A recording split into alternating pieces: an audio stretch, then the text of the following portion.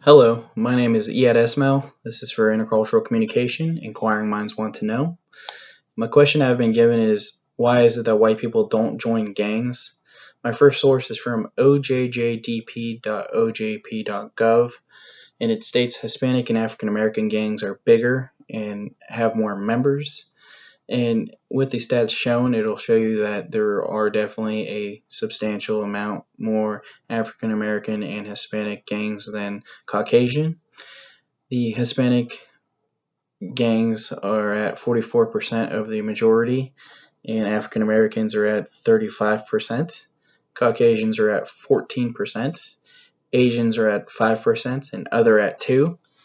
And primarily, these gangs don't accept Caucasian Americans or white people just for the fact of they're not the same race and they don't have the same beliefs and the sight of racism through the way they see the white community in the US versus they wouldn't want to have them in their gang because they're not the same race. And black and Hispanic gangs will always deny any other race because they want to feel joined together in their own race and make sure that no other race will interfere with them or they won't have a person that will screw them over or someone that won't belong. And primarily, there are more black and Hispanic people in jail than white. And the Caucasian Americans will not want to join any other gang because they don't want to be identified as a white supremacist or they don't want to be the outside person or they don't want to be looked down upon or get beat up or have to do dues or anything like that. Immigrants becoming gang members plays a big part in this. I got my source from yourlifecounts.org, and immigrants become gang members because of the needing to survive, and they don't have, or they have broken homes. Caucasian Americans do not struggle as much with that because they are already established in the U.S., have found their sources of information, a support system, either between family members or other Caucasian Americans or people in the community or church groups or businesses, and they are given more opportunity in aspects of getting a job, making it through school with a support system, or moving on in life, as immigrants struggle with that due to the fact of they come from a different place where they only speak Spanish or any other different languages, and when they move to the U.S., they primarily move to bigger areas, and I will talk about that further on one of my next points.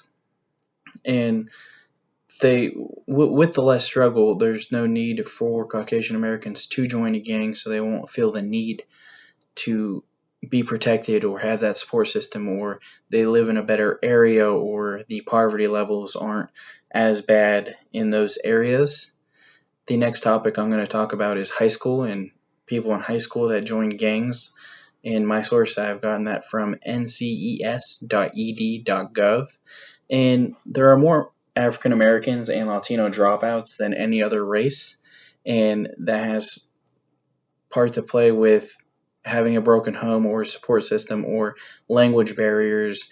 If a person from Mexico transitions to the US, they might have a language barrier between reading, writing, and speaking to their other members, and that they will end up dropping out of school to support their families because school isn't working out. They fail or need to support for other family members that migrate from other areas to the U.S. And this site also states that, which I got the source from yourlifecounts.org, that African Americans struggle with broken homes because of parents that don't get along, or they need a support system outside of their family because the family support is not enough, and it means of getting money or just the emotional part of that. And Caucasian Americans don't struggle as much in that factor because the home life is more set and they have more of a structural support system from getting help in school, government assistance, or uh, helping from your family or the community or even businesses or church groups. In high school, a lot of the dropouts, like I said before, are African American and Latinos, and the Caucasian Americans don't face that as much as the other races. My next source is from nationalgangcenter.gov. This is a wonderful source, has a lot of information. This stated that in larger cities, suburban cities, smaller cities, and rural areas, there are more African American and Latino gang members than Caucasian members. And in these areas, it is very hard for Caucasian Americans to become members in a gang because of the trust, because they don't want to they don't want to be called white supremacists.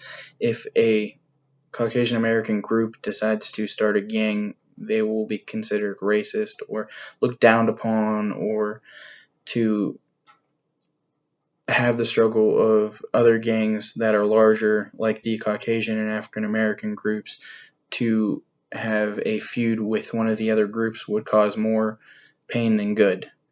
And with them being such a small gang, that they wouldn't stand a chance at all with the statistics that I've shown. And with that being said, I believe that is why white people don't join gangs. Thank you guys, and have a great day.